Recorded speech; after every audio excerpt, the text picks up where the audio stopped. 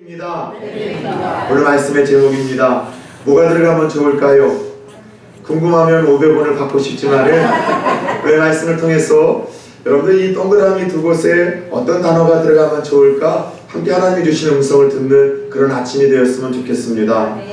여러분, 세상에는 하늘이 있음에도 불구하고 하늘을 볼 수 없이 살아가는 동물들이 몇 있다고 합니다. 어떤 동물들일까요? 첫 번째는 돼지라는 놈들이라고 합니다. 돼지는 신체 구조상 15도 이상 고개를 들 수 없어서 살아생전에는 하늘을 볼 수 없다고 합니다. 그런 돼지가 하늘을 볼 수 있는 때가 있는데 언제일까요? 그가 죽는 날, 뒤집어지는 날 비로소 하늘이 있음을 알게 된다고 합니다. 또 하나의 동물은 사육장에서 키우는 꿩들이라고 합니다. 꿩들.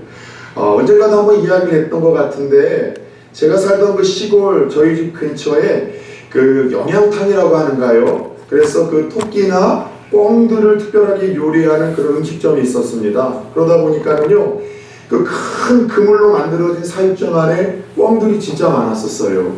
근데 그 꿩 사육장을 볼 때마다 지금도 잊지 않는 게요, 동서남북 사방으로는 그물이 쳐져 있는데요, 이 하늘에는요 그물이 없어요. 그냥 뚫려 있어요. 그런데도 꿩들이 도망가지를 않습니다. 왠지 아세요?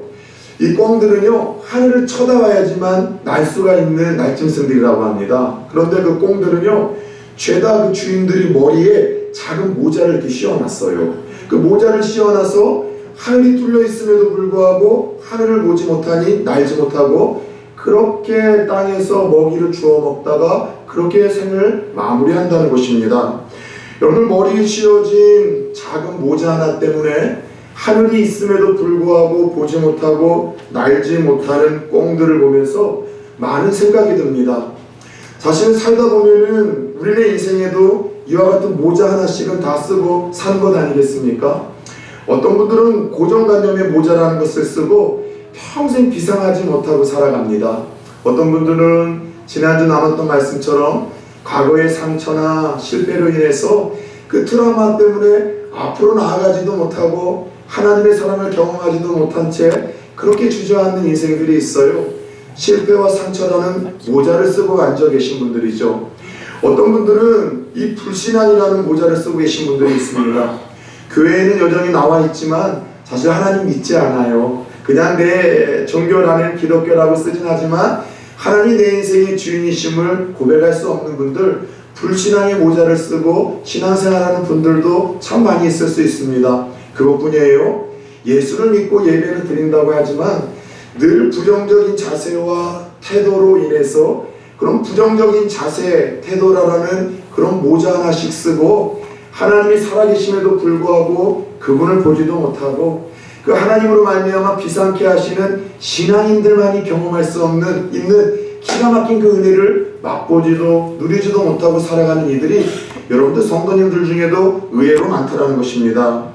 안타까운 것은 오늘 우리가 함께 읽었던 본문에는요 바로 그런 사람들의 이야기가 좀 등장을 합니다.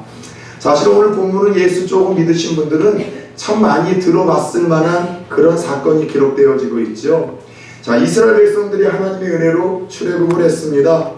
그 바로에게 10가지 재앙을 통해서 정말 하나님이 신중의 신이심을 기적 가운데 보이셨고 또 그 넘실된 홍해 바다를 가르시고 마른 땅을 걷게 하심으로 그 위대하신 하나님의 기적을 이스라엘 백성들에게 보이시며 그들에게 약속하신 젖과 꿀이 흐르는 땅, 아이들에게 이 땅을 얘기하면 어떤 땅으로 상상한다고요? 끈적끈적한 땅.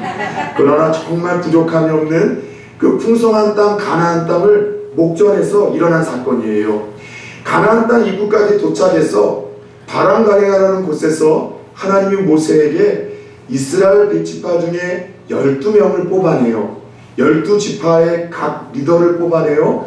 40일 동안 너희에게 주고자 약속하신 그 가나안 땅을 정탐하고 오라고 하나님이 말씀을 하십니다. 표면적으로 그 가나안 땅의 정탐을 하나님이 허용하신 데에는요, 그 땅의 사람들이 얼마나 강한지 혹은 약한지, 그 땅의 농산물들이 얼마나 풍성한지 혹은 비약한지, 그것이 아니라 그 땅에 산지가 얼마나 많은지 또 성은 얼마나 견고한지 이러한 저런 것들을 미리 정탐하라고 하나님이 보내셨어요. 그러나 그 정탐의 주돈 의도와 목적은요, 하나님이 약속하신 그 땅을 그 이스라엘의 대표성을 갖는 지도자들이 먼저 밟아밟고 봄으로 인해서 그들의 마음에 기대감을 주기 위해서, 소망감을 주기 위해서, 하나님이 약속하신 땅이 이처럼 좋은 땅이었구나, 이처럼 기름진 땅이었구나, 그 가슴 벅찬 소망과 기대감을 그들이 먼저 안고 기다리고 있는 그 백성들에게 함께 나눠주기를 원하는 그 의도와 목적을 통해 하나님이 정탐을 허용하셨습니다. 그런데 참 재밌는 것은요, 40일이라는 똑같은 시간 동안 똑같은 땅, 똑같은 사람들을 똑같은 12명의 정탐꾼들이 보고 와서 이제 기다렸던 백성들에게 보고를 하는데, 그 정탐 보고의 내용이 너무나 다르더라는 거예요. 먼저 두 패로 갈라지게 되었습니다. 10명의 정탐꾼들의 내용은 이와 같습니다. 그 땅은요, 참 견고한 땅입니다. 그 땅은요, 참 우리가 정복하기 힘든 땅입니다. 그 땅은 사람을 잡아먹는 땅입니다. 거인들이 살고 있고 그들과 우리를 비교해 보면은 우리는 메뚜기 같습니다. 전쟁해봐야 우리는 이게 승산이 없습니다. 여기서 우리가 속된 말로 개죽음 당하지 말고 다시 우리가 애굽으로 돌아갑시다. 이렇게 어둡고 부정적인 이야기로 10명의 정탐꾼이 그 땅에 대한 보고를 마칩니다. 근데 또 다른 부류 2명의 사람, 오늘 성경에서 그들의 이름이 여호수아와 갈렙이라고 이야기를 합니다. 그들의 보고는 앞선 10명의 보고와는 조금 이 결이 다른 보고입니다. 그 땅은 너무나 아름다운 땅입니다. 하나님이 우리에게 주시고자 하셨던 정말 그 축복된 땅입니다. 비록 그 땅에 거인 같은 덩치 큰 이들이 살지만 얼마든지 우리는 그 땅을 차지할 수 있습니다. 하나님이 도와주신다면은 그 땅은 우리에게 차려진 밥과 같습니다. 빨리 가서 이 가슴 벅찬 설레이는 땅을 우리가 빨리 정복하고 이 땅에서 한번 살아봅시다. 앞선 10명의 정탐꾼과는 달리 이 여호수아와 갈렙은요, 밝고 긍정적인 면으로 그 땅에 대한 보고 내용을 이 백성들에게 함께 나누고 있다는 것이죠. 근데 저는 같은 땅, 같은 기간 동안 같은 곳을 보고 왔지만 전혀 결이 다른 이야기를 하고 있는 이 두 부류의 사람들을 보면서 참 낯설지 않다는 생각을 갖습니다. 살다 보면 우리 주위에서도 이런 부류의 사람들 쉽게 접하고 만나지는 않냐는 것이죠. 똑같은 상황이에요. 똑같은 조건입니다. 똑같은 사고와 똑같은 문제 앞에서도 늘 어둡고 부정적인 면을 강조하고 그리고 이야기하는 이들이 있는가 하면은요, 반대로 똑같은 상황, 똑같은 조건, 똑같은 문제와 사건을 두고서도요, 늘 밝고 긍정적인 측면으로 해석을 하는 이들이 항상 있더라는 것이에요. 예를 들어 컵에 반밖에 남지 않은 물을 보면서도 아이고야 반밖에 안 남았네 하는 이들이 있는가 하면 아이고야 반이나 남았네 하는 이들이 있다는 거죠.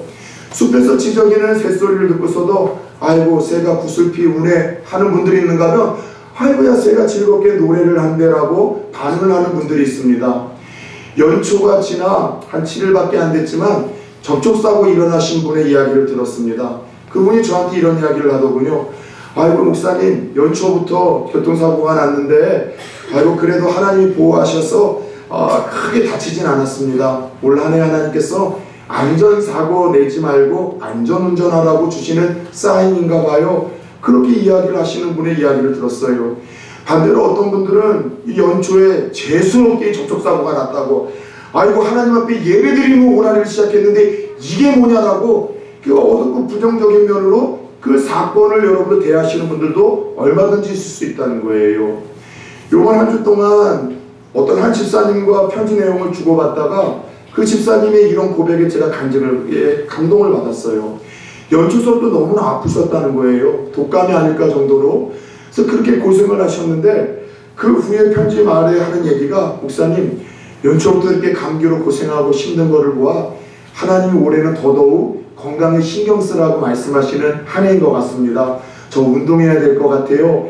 이야기를 하시는 것을 보면서 정초서부터 이렇게 아프고 고통스러우면은 원망하고 불평할 만한데 하나님의 음성을 듣고 그래서 건강에 특별히 더 신경 써야 되겠다라고 긍정적고 밝은 면에 이렇게 강조를 하면서 해석하시는 분을 보면서 이분의 믿음이 참 귀하고 그 고백대로 하나님께서 그 그 이야기를 들으시고 그분의 가정에 건강의 은혜를 줬으면 좋겠다라는 생각을 그 편지를 주고받으며 잠시 그렇게 기도를 드렸던 그런 한 주였었습니다. 여러분, 이처럼 사람이란 같은 상황, 같은 조건, 같은 문제와 같은 환경 앞에서도 좌절하고 포기해야 될 10가지 불신앙의 이유를 찾는 사람이 있는가 하면, 같은 문제, 같은 환경, 같은 사고와 문제 앞에서도 그 속에서 소망을 갖고 포기하지 말아야 될 10가지 신앙의 이유를 찾는 사람들이 있게 마련인데, 그렇다면 저는 묻고 싶어요. 연초로 시작하는 여러분들에게 감히 질문을 던져, 여러분 지금까지 어떤 부류의 사람들 측에 속해 있으셨습니까? 어떤 사건과 문제를 두시고서 좀 부정적인 측면을 강조하고 그 부정적인 측면을 드러내려고 하셨던 분들이십니까? 아니면은 그 속에서도 내가 감사해야 되고 소망을 가져야 되고 기대해야 될 신앙의 이유들을 찾으셨던 부류였는가? 저는 묻고 싶어요. 새해를 하나님의 은혜로 선물로 시작하는 저와 여러분들에게 올 한 해가 그런 한 해였으면 좋겠습니다. 어떤 사건과 환경과 문제 앞에서 이 10명의 정탐꾼들의 어둡고 또 그리고 부정적인 그런 관점과 해석이 아니라 여호수아와 갈렙처럼 그 속에서도 감사해야 될 이유, 내가 삶을 포기하지 말고 기대해야 될 10가지 신앙의 이유를 찾아갈 수 있는 기가 막힌 한 해가 되어질 수 있기를 예수 그리스도의 이름으로 축원합니다. 우리 옆에 계신 분하고 한번 인사해 봅시다. 그런 한 해가 되기를 축복합니다. 네. 똑같은 상황, 똑같은 문제 환경 속에서도 낙심하고 포기하고 좌절해야 될 10가지 불신앙의 이유가 아니라 감사하고 소망을 갖고 기대해야 될 10가지 신앙의 이유를 찾음으로 말미암아 하나님을 감동시킬 수 있는 영적 커리어 하이의 한 해가 될 수 있기를 다시 한번 예수 그리스도의 이름으로 축원합니다. 네. 흥미로운 사실은요, 오늘 이렇게 부정적인 성향으로 가득 찬 사람들이 쉽게 빠질 수 있는 몇 가지 함정들이 있음을 본문을 통해서 살펴볼 수 있습니다. 평상시 불신앙적인 이 부정적인 요소에 사로잡힌 사람들이 쉽게 빠질 수 있는 함정들이 몇 가지가 있는데, 첫 번째 함정은 따라서 해봅시다. 악평이라는 거예요. 악평이 무엇입니까? 모든 것에는 양면성이 있게 마련인데, 밝은 것, 긍정적인 것, 적극적인 것보다는 어떤 단점, 문제점, 어두운 점으로 이 내가 시선이 집중이 돼서 그렇게 안 좋은 쪽으로 평가를 내리는 것이 악평 아니겠습니까? 자주 우스갯소리로 말씀드렸던 것처럼, 여러분 우리 집 창문이 더러우면 남의 집 빨래가 다 더러워 보이는 법이라고 했잖아요. 내 생각의 창, 마음의 창이 어둡고 우울하면은요, 모든 것이 다 부정적으로 보이고 그렇게 해석할 수밖에 없는 것이 우리는 인간의 여러분 약점이라는 거예요. 오늘 본문 32절을 보십시오. 10명의 정탐꾼들은요, 자신들이 정탐한 땅과 사람에 대해서 대놓고 악평을 하기 시작합니다. 그 땅은 사람 잡아먹는 땅입니다. 사람 죽이는 땅이라는 거예요. 근데 23절을 보면은요, 포도나 무화과나 석류가 정말 크게 열매를 맺은 기름진 땅이었음을 이야기하고 있습니다. 이스라엘 다녀오신 분들은 공감하실 거예요. 저는 요르단을 통해서 이스라엘을 들어갔는데요, 깜짝 놀랐어요. 여러분들 그 요르단이나 이집트나 넓은 땅이지만 거의 다가 황폐한 여러분들 사막지대입니다. 그런데 이스라엘도 중동에 있지만 요단강을 건너서 그 국경을 딱 넘어서자마자 이 대추의 아자나무나 종려나무로요, 그 땅이 푸르러요. 그리고 여러분, 제가 전 세계를 다니면서 먹었던 과일들 중에 제일 당도가 높고 맛있어서 충격을 받았던 곳 중에 한 곳이 저는 이스라엘에서 먹었던 과일들이었던 것을 기억을 하고 있습니다. 지금만이 아니라 그 당시만 해도 그 땅은 다른 곳보다 기름진 땅이었었기 때문에 여러분 먹거리가 풍부한 땅이었었어요. 그런 장점과 또 그런 좋은 것도 있는데, 사람 잡아먹는 땅이라는 악평만 하고 있습니다. 싸움에 능한 거인들이 산대요. 예, 지금도 이스라엘에 가게 되면은요, 함께 살고 있는 팔레스타인들을 보면은 이 유대인들보다 덩치가 더 커요. 어떤 사람들은 진짜 기골이 장대해서, 아하, 야, 저들이 진짜 이 골리앗의 후손이라는 것이 피부로 와닿을 때가 있어요. 그럼에도 불구하고 사람이 아무리 커봐야, 여러분 작은 사람이 그 앞에서 메뚜기처럼 작아질 수가 있겠습니까? 그런데 그렇게 악평을 하고 있더라는 거예요. 아까도 이야기한 것처럼 이 세상에 존재하는 모든 것들은 다 양면성이 있습니다. 밝은 게 있어요. 어두운 게 있고 장점이 있고 문제가 있습니다. 그리고 여러분 긍정적인 것이 있고 부정적인 것이 있어요. 그런데 부정적인 생각, 불신앙에 사로잡히게 되면은요, 항상 어두운 면에만 집착을 갖고 관심을 갖기 시작을 한다는 거예요. 말씀을 볼 때도 그렇습니다. 말씀은 실패하고 넘어지고 죄지은 우리들을 향해서 하나님이 얼마나 사랑하시는지, 우리를 얼마나 긍휼히 여겨주시는지, 우리에게 하나님이 얼마나 기대감을 갖고 새롭게 축복하기를 원하시는지에 대한 스토리가 성경 전체의 스토리예요. 근데 불신앙적으로 이 어두운 기운이 꽉 차 있으신 분들은 성경을 볼 때만 해도 항상 마귀, 사탄의 일들, 또 하나님이 심판하시는 일들, 벌 주시는 일들만 바라보며 하나님은 무섭고 그렇게 두려운 분, 가까이 하기는 너무 먼 당신으로 하나님을 그렇게 여러분 알게 모르게 생각을 하고 있습니다. 여러분 성경을 보더라도 은혜와 사랑과 영성과 한 번 더 기회를 주시는 하나님의 사랑에 보일 수 있는 눈을 갖기를 예수님의 이름으로 축원을 합니다. 여러분 한국 교회를 보고 여러분들 이 성도를 볼 때도 마찬가지예요. 어떤 분들은 그런 분들이 있어요. 한국 교회가 다 썩었대요. 목회자들이 다 틀려먹었대요. 한국 교회에 소망이 없대요. 여러분 저는 그런 얘기를 하시는 선교사님들과 목사님이 제일 싫어요. 가끔가다 가끔 한국에 와서 선교님들 중에 보고할 때마다 한국교회가 다 썩었고 문제가 있고 소망이 없다고 이야기를 하시는 분들이 있는데 그건 유대인의 의인의식이에요. 자기는 그래도 한국 땅에 있지 않게 자기는 깨끗하고 선하게 너희들 잘못했으니까 회개하라는 그런 의인의식을 선포하는 얘기 아니겠습니까? 아니에요. 엘리야 시대에 모두가 다 바알에게 무릎 꿇은 것 같지만 하나님은 엘리야 선지자 외에도 무릎 꿇지 아니하는 남자 7,000명을 남겨주셨대요. 오늘 이 시대에도 대표적으로 모든 큰 교회들이 잘못된 길을 걸어가서 한국교회가 어둡고 문제가 있는 것 같지만 아니에요. 그 가운데도 빛과 소금의 역할을 감당하는 건강한 교회들이 넘쳐나고요. 그 가운데에도 빛과 여러분 이름과 그렇게 여러분 영광이 없어도 명예가 없어도 믿음으로 바른 길을 걸어가는 목회자들이 있고 각자의 사회에서 주어진 삶에서 믿음으로 살아내며 아름다운 영향력을 끼치는 성도들이 비일비재하다는 사실을 믿음의 눈을 들어 볼 수 있기를 예수 그리스도의 이름으로 축원합니다. 그런데 모든 양면성이 있는데 우리 인간은 죄성이 있어서 자꾸 부정적인 것을 보려고 해요. 우리의 생각과 마음과 신앙이 믿음 안에서 컨트롤되지 아니하고 다스려지지 않으면은요, 이 죄성 때문에 양면성 가운데 부정적인 것, 단정 것, 어두운 것에 관심을 갖고 집착을 하고 크게 보려는 본성을 가지고 있어요. 여러분 믿음이라는 것은 무엇입니까? 따라 세웁시다. 믿음은 긍정입니다. 믿음은 긍정인 줄 믿으시기 바랍니다. 근데 그냥 어떤 낙천주의적인 성격으로 적극적인 생각으로 잘 될 거다, 좋아질 거다라는 막연한 긍정이 아니라 하나님을 개입시킴으로 말미암아 갖게 되는 긍정이 믿음이라는 거예요. 하나님의 눈과 하나님의 마음으로 세상을 바라보고 여러분 주위 사람을 바라보고 공동체를 바라보고 해석하려는 관점의 변화가 성숙이요 성장이라는 사실을 여러분이 아셨으면 좋겠어요. 신앙은 긍정이라는 것이죠. 이것이 불신앙 가운데 부정적으로 가득한 사람들이 빠질 수 있는 첫 번째 쉬운 함정, 악평이라는 것입니다. 두 번째 이들이 빠지기 쉬운 여러분 함정이 무엇인가 보면은요, 열등감이라는 것을 우리가 알게 됩니다.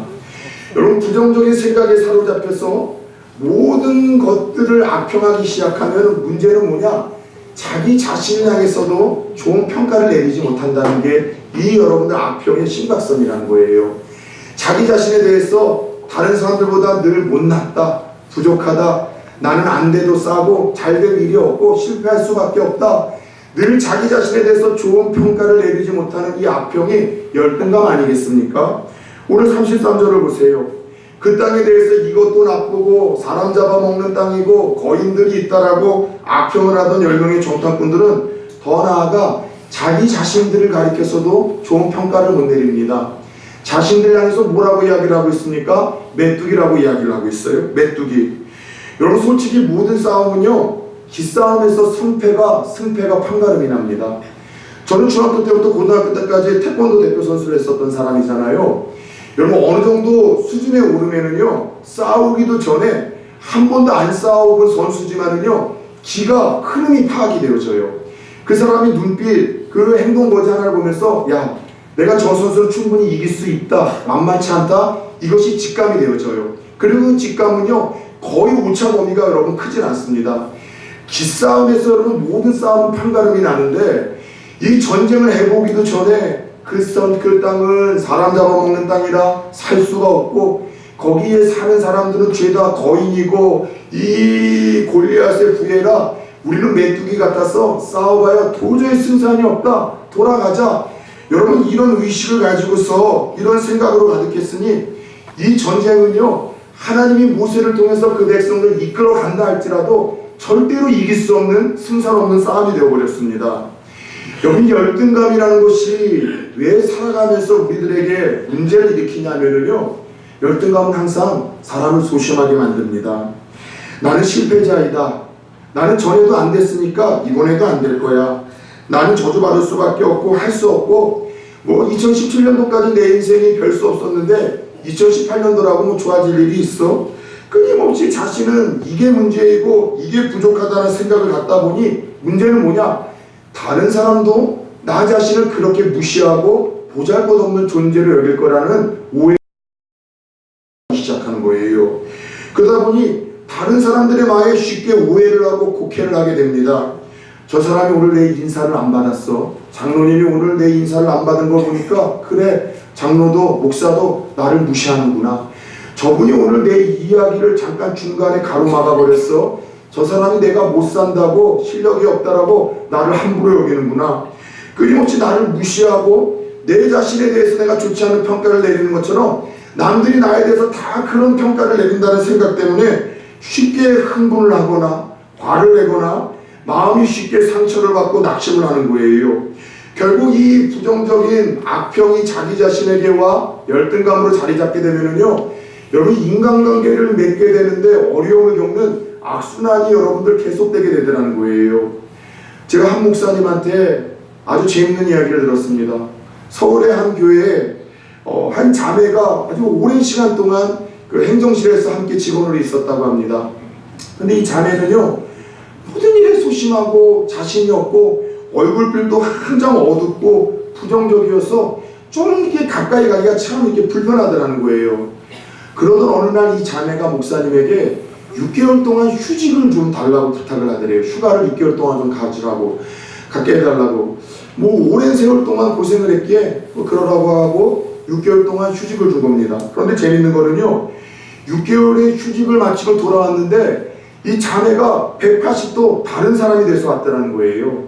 전에는 소심하고 눈도 못 마주치고 항상 부정적이고 인상 쓰고 분위기가 어두웠는데 갑자기 밝고 명랑해지고 막 이 생동감이 넘치기 시작을 했다는 겁니다. 그래서 목사님이 분명히 6개월 동안 무슨 일이 있었다 싶어서 자매를 붙들고 물어봤대요. 휴직 기간 동안 무슨 일이 있었냐고. 계속해서 추궁하던 묻자 이 자매가 마지못해서 대답을 하는데, 목사님만 하셔야 돼요, 다른 사람한테 얘기하셔선 절대로 안 되고 비밀입니다, 다짐을 하면서 하는 얘기인데, 휴직 기간 동안 코를 높이는 수술을 좀 했다는 거예요. 성형수술. 그래서 전에는 코가 낮아가지고 이 남자 눈도 쳐다볼 수 없었고, 주위 사람들이 웃기만 하더라도 자기 코가 낮다는 것 때문에 못생겼다고 비웃는 거라고 너무 힘들어했었는데, 코 수술을 하고 나니까 자신감이 생기더라는 거예요. 사람 눈도 똑바로 볼 수 있고 말도 섞을 수 있고, 그리고 삶이 즐거워지고 행복해졌다고 합니다. 그런데 문제는 이 목사님이 하신 다음 얘기가 더 가관이었었어요. 목사님이 이런 얘기를 합니다. 그런데 자기는 아무리 보아도 그 자매 얼굴이 어떻게 달라졌는지 도저히 구별이 안 된다는 거예요. 자매는 6개월 동안 성형수술에서 코를 높여왔고 그 코를 높인 것 때문에 자신감을 가졌다고 하는데, 수술을 했는지 안 했는지, 코가 높아졌는지 안 낮아졌는지 도저히 구별이 안 되더라는 거예요. 무슨 말이에요? 사람은 자기 스스로가 자신을 어떻게 평가하는지, 어떻게 생각하는지 이 여러분 관점의 변화가 없으면은요, 이 열등감으로부터, 이 함정으로부터, 수렁으로부터 쉽게 빠져나올 수 없다는 거예요. 사랑하는 여러분, 여러분은 여러분 자신을 어떻게 바라보고 있습니까? 여러분 자신을 어떻게 평가하고 있습니까? 너무 중요한 것은 내가 어떤 실패와 좌절과 내가 2017년도를 뒤돌아보도 아무런 성과와 결기 없는 삶을 이루었다 할지라도 하나님의 눈으로 여러분들을 바라볼 수 있기를 축복합니다. 하나님의 눈으로 여러분들을 바라볼 때 여러분은요 보배로운 존재예요. 하나님의 눈으로 여러분들을 바라볼 때 자주 제가 표현했던 것처럼 하나님에게서 가장 귀하고 가장 가치 있는 존재가 있다면 하나밖에 없는 독생자 예수 그리스도 아니시겠습니까? 그 예수 그리스도를 우리를 사랑하셔서 이 땅에 보내시고 우리를 사랑하셔서 구원하시기 정도까지 맞바꿀 정도로 십자가에 죽게끔 하신 만큼 하나님 입장에서 우리는요 예수님 자리 인생들이라는 것을 기억하시고 실수와 실패와 좌절과 이렇다 할 만한 성과와 열매와 결과가 없다 할지라도 여러분 자신을 하나님의 눈으로 봄으로 말미암아 여전히 소망이 있고 여전히 가능성이 있고 여전히 축복할 만한 고배로운 존재의 예수님 자리 인생이라는 사실을 여러분 스스로 기억하실 수 있기를 예수의 이름으로 축원합니다. 끝으로 불신앙으로 가득하여 부정적인 생각에 사로잡히게 될 때 빠지기 쉬운 함정이 있다면 원망과 불평이라고 할 수 있습니다. 원망과 불평. 여기 이스라엘 백성들은 원망과 불평 때문에 망했죠.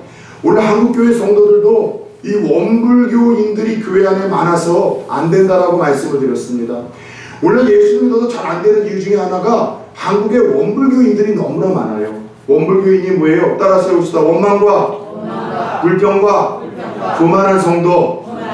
늘 예수를 믿어도 원망하고 불평하고 교만해서 그 말씀에 설득을 당하기보다는 오히려 설득하려고 하고 순종하지 않다 보니 하나님이 약속대로 믿고 약속대로 순종하는 자들에게 약속대로 주시겠다고 하는 그 은혜와 축복과 평강을 맛보고 누리지 못하는 일들이 악순환이 계속해서 반복하고 있지 않냐는 거예요. 오늘 이 정탁분들의 보고가 끝났습니다. 문제는 뭐냐? 이 리더의 부정적인 보고가 그것을 듣던 온 이스라엘 백성들에게 여러분 전파가 되어버렸어요. 전염이 되어버렸어요. 그래서 이스라엘 백성들이 한결같이 이야기를 합니다. 애굽 땅에서 괜히 나왔다. 거기서 죽었으면 좋았을걸. 아이고 이 광야에서 그냥 우리가 죽었으면 좋았을 텐데 왜 우리를 저 땅으로 데려다가 적군의 칼날에 비참하게 죽게 만들려고 하느냐. 우리는 다시 돌아갔으면 좋겠다. 왜 이것을 이끌었느냐. 그냥 여기서 죽어버렸으면 더 좋겠다. 원망과 불평을 하나님과 모세 앞에서 쏟아놓기 시작을 합니다. 참 이상해요. 긍정적인 말, 축복의 말, 누군가를 격려해서 살려내는 위로와 치료의 말들은요 참 여러분이 파급 효과가 더딘데 누군가를 비난하고 원망하고 불평해서 망하기 딱 좋은 말들은요 이렇게 파급 효과와 전염의 속도가 빠른지 모르겠습니다. 여러분 그런 의미에서 2018년도 우리 성도님들 사람 잘 만나는 한 해가 되기를 축원합니다. 만나기만 하면은 나라 씹고 대통령 씹고 목사 씹고 장로 씹고 씹는다는 표현을 써서 죄송합니다. 비난하는 것을 강조하는 의미예요. 이게 문제이고 저게 문제이고 부정적으로 이야기를 하시는 이들과 교제에서 여러분의 마음에 평안함이 있었던 적이 있습니까? 그걸로 인해서 여러분이 십자가 앞에 더욱더 가까이 하고자 하는 뜨거운 마음이 들끓었던 적이 있으셨습니까? 여러분 부정적인 생각과 마음이 또 여러분 계속해서 그런 이야기가 주고받고 넘쳐나는 그런 이들과는요 애당초 만나지도 말고 피해갈 길을 허락해달라고 기도할 수 있는 한 해가 되기를 축원합니다. 여러분 10명의 지도자들이 이처럼 부정적인 보고를 하니까 백성들이 두려움에 빠집니다. 하나님이 위대하심을 맛봤던 그들임에도 불구하고 낙심하기 시작을 합니다. 하나님이 배고프다고 하면은 여러분 메추라기를 보내주셨고 여러분 목마르다고 하면은 광야에서 그 돌을 쪼개고 바위를 쪼개서 물을 주셨었는데 그런 그들이 감사하던 입으로 찬양하던 입으로 원망을 하고 불평을 하기 시작을 합니다. 결국 이 불신앙적인 자세와 부정적인 생각과 그리고 망할 소리만을 일삼던 이들을 향해 하나님이 어떻게 반응을 했냐는 거예요. 여러분 민수기 14장 27절 28절을 보면 이들의 반응을 하나님 이렇게 이야기를 하고 계십니다. 나를 원망하는 이 악한 회중에게 내가 어느 때까지 참으랴. 이스라엘 자손이 나를 향하여 원망하는 바 그 원망하는 말을 내가 들었노라. 그들에게 이르기를 여호와의 말씀에 내 삶을 두고 맹세하노라. 너희 말이 내 귀에 들린 대로 내가 너희에게 행하리니. 할렐루야. 따라서 해봅시다. 여호와의 말씀에 내 삶을 두고 맹세하노라. 너희 말이 내 귀에 들린 대로 내가 너희에게 행하리니. 하나님 뭐라고 여러분 결정을 하셨습니까? 말 그대로 역사하시겠다는 거예요. 우리는 못 들어간다. 그래, 못 들어가게 해줄게. 여기서 죽었으면 좋겠다. 그래, 너희도 죽겠다 이야기를 하느냐? 여기서 죽게 하마. 광야에서 죽는 것이 좋겠다. 못 들어가겠다. 원망한 대로 20세 이상은 단 한 사람도 여호수아와 갈렙에는 가나안 땅을 밟지 못하고 여러분 40년 동안 광야 생활을 하며 다 죽게 됩니다. 하나님께서 그 10명의 지도자는 거기서 즉시로 하나님께서 처단을 합니다. 심판을 하십니다. 그리고 이스라엘 백성들이 40일 동안 정탐했던 그날 하루를 1년으로 잡아 눈앞에 코앞에 가나안 땅을 두고도 하나님이 다시 그들을 광야로 이끄셔서 40년 동안 20세 이상의 1세대들이 다 죽게끔 하시고 연단과 훈련을 받으신 후에 가나안 땅으로 그들을 이끄시더라는 거예요. 여러분, 오늘 이 불신앙적인 자세에 부정적인 생각과 말로 인해서 망했던 이스라엘 백성들의 사건을 보며 저는 두 가지 교훈을 얻고 싶어요. 첫 번째는 지도자의 역할이 얼마나 중요하냐는 거예요. 리더의 역할이 얼마나 중요합니까? 여러분, 리더의 생각과 자세와 그 말이 공동체의 운명을 결정하는지를 깨달으셨으면 좋겠습니다. 리더가 여러분 긍정적이잖아요. 밝잖아요. 여러분 믿음이 있잖아요. 리더가 적극적이잖아요. 그 공동체가 살아납니다. 그런 의미에서 2018년도 여러분 각 전도의 회장들이 뽑혔습니까? 임원들이 뽑혔습니까? 2018년도에 여러분들 각 부서에 오늘 청지기들이 임명이 되어졌죠. 여러분 리더로 일꾼으로 임명된 이들은요 올서부터 기도하셔야 돼요. 하나님 믿음을 성숙케 하여 주시옵소서. 긍정적인 걸 보게 하시옵소서. 밝은 것을 보게 하여 주시옵소서. 하나님 나의 눈으로 보는 것이 아니라 하나님의 눈으로 보고 평가하는 하나님 위대한 관점과 시선을 갖게 하여 주옵소서. 여러분 리더가 삶으로 인하여 2018년도 여러분이 섬기는 모든 전도회와 부서가 살아나는 한 해가 되어지기를 축원합니다.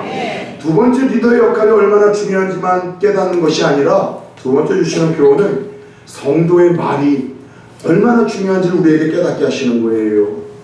여러분 기억하셔야 돼요. 가슴에 새기셔야 됩니다. 신비에 새기셔야 됩니다. 성도의 말은 하나님이 들으시는 기도가 된다는 사실을 말입니다.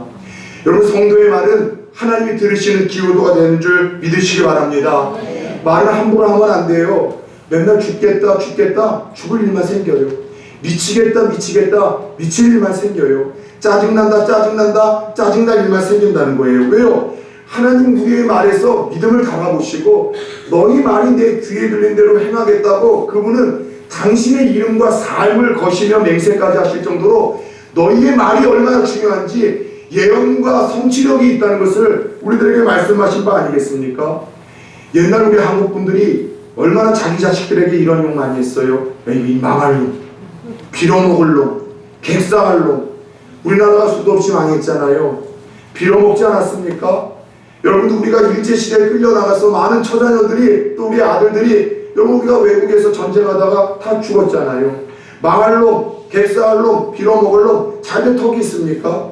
그럼에도 불구하고 잘 먹고 잘 산 거는 할머니 때문이라고 있잖아요.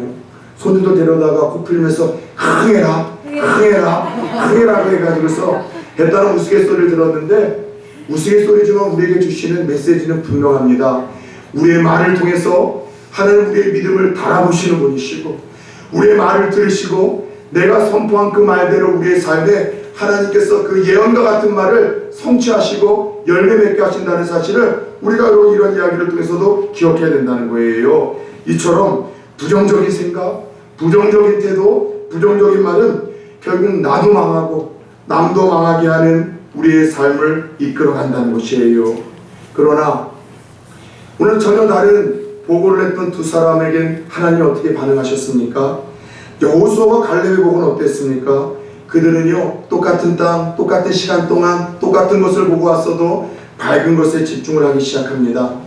우리가 두루다니며 정탐한 땅은 심히 아름다운 땅입니다. 적과 꿀이 흐르는 땅이라고 고백을 합니다. 그들은 열악한 환경과 조건 속에서도 그 땅에 있었던 그 견고한 성과 거인들을 봤던 것이 아니라 그 애굽에서부터 10가지 재앙으로 기적과 같이 자기를 이끌어 주셨던 전능하신 하나님의 손길을 주목했습니다. 말도 안 되는 방법으로 그들을 여기까지 이끌어 주셨던 하나님, 홍해를 가르시고 배고프다고 하면 고기를 보내주시고 목마르다고 하면은 바위를 쪼개서라도 물을 먹게 하셨던 그 하나님에 대해서 집중을 하고 크신 하나님을 고백합니다. 하나님이 함께 하신다면 이길 수 있다. 크지만 불가능해 보이지만 견고하지만 하나님이 도우신다면 가능하다. 이길 수 있다. 밥이다. 올라가자라고 선포를 합니다. 여러분, 지금서부터는 아주 냉철하고 객관적인 자리에서 이 상황에 우리가 한번 들어가 봅시다. 우리는 오늘 성경을 읽으면서 지난주에도 들려줬던 말씀처럼 이미 결과를 다 알고 성경을 보다 보니까 우리에게는 여러분 이 성경의 말씀들이 이미 답이 있는 것 같아요.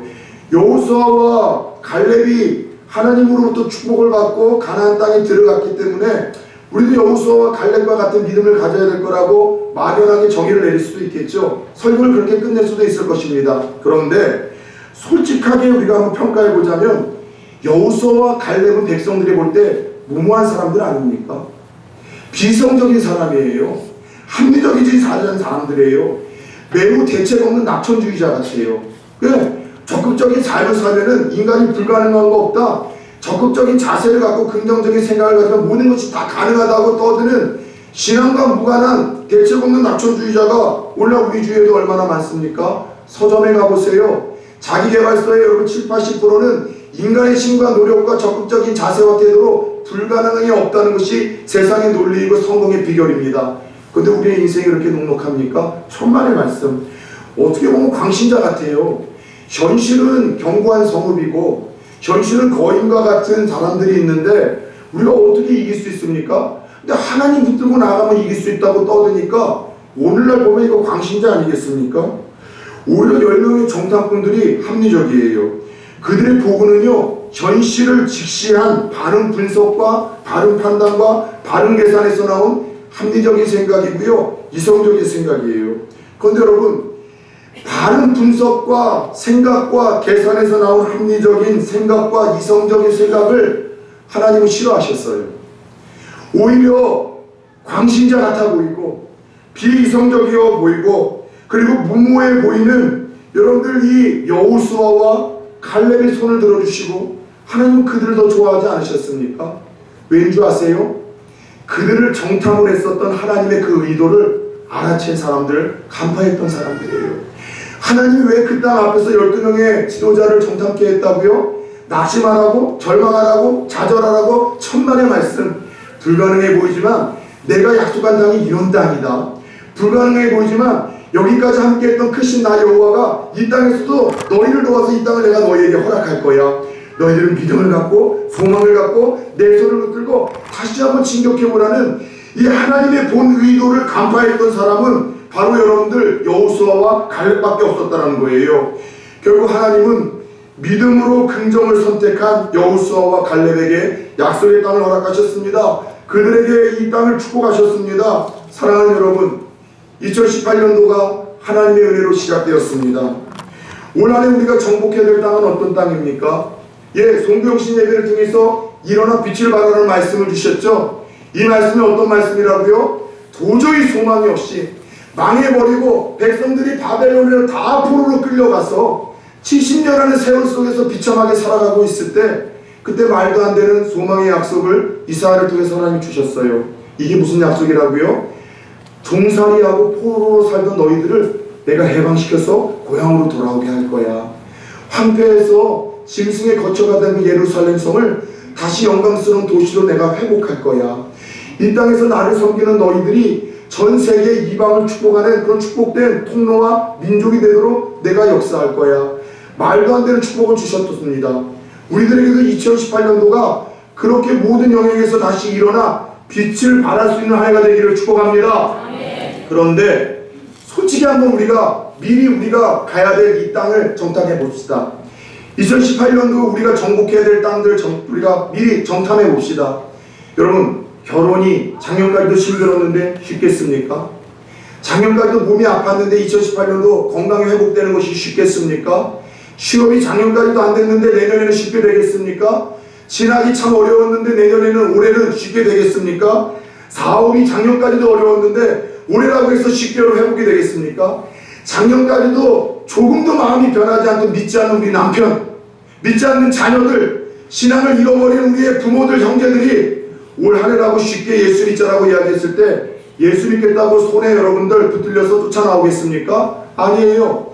냉철하고 객관적인 자리에서 본다면 올 한 해도 일어나 빛을 발하는 한 해는요, 여러분 우리가 무관한 한 해인 것 같아요. 쉽지 않아요. 막막합니다. 다 불가능해 보입니다. 취업도, 진학도, 결혼도, 사업의 성패도, 여러분들 우리가 건강이 회복되는 것도, 믿지 않는 가족도 인가기도 되는 것도 정말 냉철하고 객관적인 자리에서 본다면은요, 다 어려워요. 무모해 보여요. 불가능해 보이고 답이 없어 보입니다. 계산해 보세요. 따져 보세요. 답이 없잖아요. 좋아질 것 같은 가능성이 보입니까? 불가능해 보이는 상황이 올 한 해도 우리 앞에 놓여있는 모든 삶의 여행 아니겠냐는 거죠. 그렇다면 현실은 아무리 계산해보고 분석해 보여도 나아질 길이나 징조가 하나도 없는 2018년도에 여러분 우리는 어떤 자세와 믿음을 가지고 살아가시겠습니까? 10명의 정답꾼이 되시겠습니까? 안 돼. 힘들어. 불가능해. 나 같은 게 예전에도 안 됐는데. 아니면 나는 부족하고 연약하고 형편없지만 하나님이 도와주신다면 되겠다라는 여호수아와 갈렙의 길을 따르시겠습니까? 바라기는 불가능해 보이는 우리가 정복해야 될 올 한 해의 영역 속에 하나님이 함께 하신다라는 거룩한 가정법을 날마다 삶 속에 적용해 보지 않겠습니까? 하나님이 함께 하신다면 가능할 수 있다. 그 신 하나님이 도우신다면 치료될 수 있을 것이다. 길이 열릴 수 있을 것이다. 문제가 해결될 수 있을 것이다. 새로운 삶, 전무후무한 영적 커리어의 한 해가 될 것이다. 나도, 우리 자녀도, 우리 가정도, 부산 초원교회도 얼마든지 일어나 빛을 발하는 특별한 한 해가 되어질 것이다. 하나님이 함께 하신다면 가능하겠다는 여호수아와 갈렙의 선택과 그 길을 따라보시지는 않겠냐는 것이죠. 지금까지 살아온 제 생애는 아무것도 가진 것 없었어요. 부모 잘 만난 것도 아니고 또 돈도 없고 그리고 저는요 뭐 학벌이 좋지도 않습니다. 탁월한 실력을 가지고 있는 것도 아니죠. 근데 지금까지 지나온 생애를 보게 되면은요, 하나님 제게 부족함 없이 축복하셨던, 저를 놀라운 도구와 통로로 쓰셨던 것은 제가 아무것도 없는 쥐뿔도 없는 능력과 실력과 학벌 속에서 전능하신 하나님을 바라보며 믿음으로 나가 믿음의 선포 하나, 그거 하나 때문에 하나님이 저를 오늘 이 자리까지 세우셨음을 저는 기억을 합니다. 저희 집에 우리 그 딸 둘하고 아들이 하나 있잖아요. 그리고 막내딸이 얼마 전에 하나 또 생겼어요. 네, 도담이라는 개입니다. 개. 나티즌데 이거 얼마나 똑똑한지 몰라요. 여러분 집에 키우는 개 그렇게 합니까? 저희 집 도담이는요, 코하면 여기다가 막 코를 집어넣어요. 발 달라고 하면 으르렁대다가도 기분 나쁘지만 발을 줘요. 그리고 하이파이브는 하이파이브도 합니다. 엎드려 하면 엎드려요. 앉아 하면 앉습니다. 목사님 집에서 키우는 개가 좀 달라 했잖아요. 기도도 가르쳤어요. 기도 그러면은 깎고서 이렇게 해가지고 안 들어요. 먹이를 줘도요, 먹어 하기 전까지는 절대 먹지 않습니다. 심지어 종도 쳐요. 야, 종! 그러면 종 쳐요. 지가 치다가 삐꾸가 나면 다시 가서 땡! 하고 와요. 여러분들 정말로 똑똑해요. 근데 이 개를 언제 훈련시켰는가 하면은요, 데리고 와서 한 3달도 안 됐을 때 다 훈련시켰어요.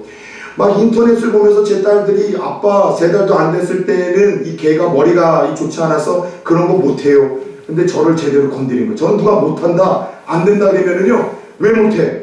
오기로 그것을 할 수 있게끔 만들어주는데, 그때 안 된다, 못한다고 하는 전문가들 이야기를 듣고 저에게 조언할 때 3개월 때 그때 다 가르쳐버렸어요. 더 이상 가르칠 것이 없어요. 요즘에는 라면을 좀 끓여오는 걸 한번 시켜보고 싶은데 그게 될란가 모르겠어요. 그동안 살아오면서 참 말도 안 되는 사역들을 참 많이 경험케 하셨습니다. 어느 한 교회 갔더니 청년부가 다 죽어버렸어요. 5명이 앉아있고 목사님께서도 그러시더군요. 우리 교회는 청년부가 된 적이 없대요. 그래서 고등부에만 집중하시고 청년부는 잠깐만 점심 때 가서 관리를 해달라고 하는데 제 또 거룩한 근성을 확 건드려버렸어요. 왜 청년들이 안 된다고 생각을 할까? 왜 청년 사역은 불가능하다고 담임 목사님까지 생각을 할까? 그리고 정말 열심히 했어요. 거짓말 안 하겠습니다. 20명도 안 되는 여러분들 그 청년들 데리고 2년 만에 출석 200명을 넘겨서 인천 지역에서 여러분 그 부흥을 위해서 어떻게 여러분 그 일들이 일어났는가 수많은 교육자들이 와서 자신감과 위로와 소망을 얻고 갔어요. 제가 했던 이야기는 하나입니다. 고정관념의 모자 하나 벗으라는 거였어요. 고등부를 어느 한 교회에서 맡았습니다. 고3들은 나오질 않는다고 하면서 이 고3 담당 선생님들이 이 애들에 대해서는 그냥 안 나온 걸 자연스럽게 생각을 해요. 또 제 거룩한 근성을 건드렸어요. 성경에 그런 게 어딨냐. 고3이라고 수험생이라고 하나님 멀어져야 되고 그들이 열심을 못 내야 이유가 어딨냐. 열심을 다했어요. 뻥 안 치겠습니다. 하나님 앞에서. 여러분 그때 저희가요 고등부가 100명 이상 넘게 나왔는데 50명 이상이 여러분 다 고3 수험생들이었어요. 여러 교회에서 어떻게 수험생들이 이렇게 더 열심을 하나님 앞에 그 시간에 나올 수 있는지에 대해서 탐방을 오고 답사를 왔었습니다. 여러분들 지금까지 살아왔던 사역들이 다 이런 사역들이었었어요. 요즘에는요 담임 목사님 되는 것이 하늘의 별따기예요. 그런데 그 말도 넘어서서 하늘에 딸 별도 없다고 이야기를 합니다. 여러분 제가 처음으로 단독 목회에 대한 감동을 주셔서 하나님 앞에서 이제 이 그 음성을 듣고 담임 목사님 허락을 받고 그리고 단독 목회를 준비하려고 했을 때 제 곁에서 한 5년 이상 단독 목회를 준비하시던 목사님이 쉽지 않을 걸, 어려워, 힘들어, 딸 별도 없어라고 이야기를 하더군요. 하나님 앞에 금식했어요. 실력도 없고 학력도 없고 능력도 없으니까. 근데 세상에서 부산에서 제일 좋은 부산 초원교회 하나님 저를 1년 만에 이끌어 주시지 않았습니까? 첫 해 도전은 부산 초원교회만이 아니라 여러분들 여러 번 얘기를 했잖아요. 새 교회에서 연락이 왔어요. 첫 해 때 다 안 되고 하늘에 딸별도 없고 불가능하지만 된다고 이야기를 합니다. 죄송합니다. 이제서 제가 고백을 하겠습니다. 이제 제가 여러분 1월 넷째 주가 되면 부산 초원교회 담임으로 부임한 지 만 2년이 됩니다. 처음 교회에 부임을 했었을 때 빈말이라도 어려운 교회에 부임할 때는 다 여러분들 격려를 하는 법입니다. 이 목사 실력이 있으니까 잘 될 거야. 하나님 축복하실 거야. 그런데 몇몇 분들은 어떤 의도인지 모르겠어요. 저를 사랑한다는 의도이지만 이 부산 초원교회를 아시는 분들은 저에게 그런 이야기를 했어요. 왜 그 교회를 갔냐? 그 교회 너 쉽지 않을 거야. 왜 그 교회에서 그 교회는 이제 일어나기가 힘들어. 하나님과 단판을 줘야 될 걸. 기도하고 우는 시간이 많을 거야. 힘들 거야. 불가능할 거야. 이런 얘기를 들려줄 때마다 하나님 앞에 입술을 깨물고 기도했어요. 너희가 믿는 하나님은 그런 하나님이지만 지금까지 나를 이끄셨던 하나님은 그 하나님이 아니라 너희들이 얘기하는 그 문제보다 더 크신 하나님이라고 고백을 했습니다. 여러분들이 증인 아닙니까? 2년이라는 시간 동안 부산 초원교회에 일어난 하나님의 기적을 보십시오. 화평이 됐습니다. 용서하는 분위기 아닙니까? 사랑하지 않습니까? 사람들이 몰려오지 않습니까? 지금 서로 봐도 좋지 않아요? 행복하지 않아요? 어떤 교회가 부산 초원교회보다 더 따뜻하고 행복하고 영광이 넘치는 교회겠냐는 거죠. 사랑하는 여러분, 하나님이 제 인생을 여기까지 축복하셨던 것은 아무것도 없었어요. 실력도 없었고 학력도 없었고 재력도 없었고 능력도 없었고 현실을 냉철하게 깐져진 자리에서 보면은 내가 할 수 있는 건 아무것도 없었지만 그렇게 제가 할 수 있었던 것은 여호수아와 갈렙처럼 그거보다 더 크신 하나님만 바라보는 거였었습니다. 골리앗 앞에 섰었던 다윗처럼 하나님에게 더 집중하는 것이었었습니다. 사랑하는 여러분, 2018년도를 어떻게 시작하겠습니까? 죄송해요. 만만치 않을 거라니까는요. 여러분의 결혼 문제 만만치 않을 거예요. 시험 문제 만만치 않을 거라니까요. 진학 문제 어려울 거예요. 사업에 대박 나는 거 만만치 않을 거예요. 여러분 전 세계가 불경기인데요. 여러분 가족들이 예수 믿겠다라고 마음 여는 거 쉽지 않을 거예요. 그러나 하나님은 가능하신 줄 믿습니다. 사랑하는 여러분, 믿음은 긍정입니다. 하나님을 개입시킴으로 말미암은 긍정입니다. 밝은 것 생각하고 밝은 것 선포하고 믿음의 말을 하심으로 말미암아 하나님을 감동시키는 한 해가 되기를 축원합니다. 그래서 올 한 해도 날마다 바른 것을 믿음으로 선택하고 날마다 바른 것을 생각하고 날마다 바른 것을 선포함으로 여호수아와 갈렙과 같은 올 한 해 또 다른 주인공들로 주 앞에 설 수 있기를 예수 그리스도의 이름으로 축원합니다. 축원합니다.